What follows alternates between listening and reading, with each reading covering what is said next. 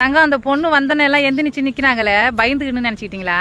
அந்த பொண்ணு படிச்ச படிப்புக்கு அந்த பொண்ணு 4 எலும்பே தானே வச்சிருக்கேன் புளியா பைப்புறதுக்கு எல்லாரும் ஏஞ்சி நிக்க அதிகாரிங்க எல்லாம் கிடையாது கண்ணு. அவங்க படிச்ச படிப்புக்கு பெத்தவங்க எல்லாம் புள்ளிங்கள படிச்சாமே படிக்கணும்னு சொல்லி நிக்கிறாங்கல்ல, அதெல்லாம் நீங்க ரொம்ப கோளாறு பிடிச்சிட்டு நாங்கெல்லாம் புள்ளிங்கோ எங்களுக்கு எல்லாம் படிப்பு ஏறாது, எங்களுக்கு சன்னி லியோனி படமும் சகிலா படம் தான் பிடிக்கும், பள்ளிக்கூடம் போனா டீச்சருக்கு இடுப்பு மேலதான் கண்ணு போகுது அப்படி எல்லாம் சொல்லி நிக்கிறீங்கல்ல.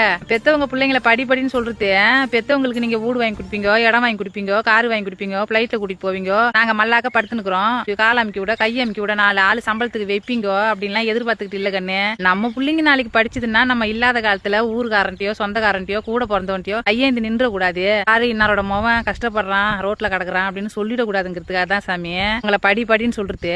அந்த பொண்ணு நடந்து வரும்போது எல்லாம் எந்திரிச்சாங்களே, எவ்வளவு கெத்தாக்குது ஆகுற நமக்கு எப்படி மனசுக்குள்ள அப்படியே பெறாண்டுது பேஜாராக்குது இல்ல. அப்ப அதுக்காக தான் சாமி உங்களை படின்னு சொல்றது. இதெல்லாம் பார்த்து உங்களுக்குள்ள முறுக்கு ஏறிக்கிட்டு நம்மளும் வெறியோட படிக்கணும், சந்தோஷம் எப்ப வேணாலும் நம்ம வர வச்சுக்கலாம் சாமி. ஆனா படிப்பு வயசு போயிட்டா கிடைக்கிறது கஷ்டம்.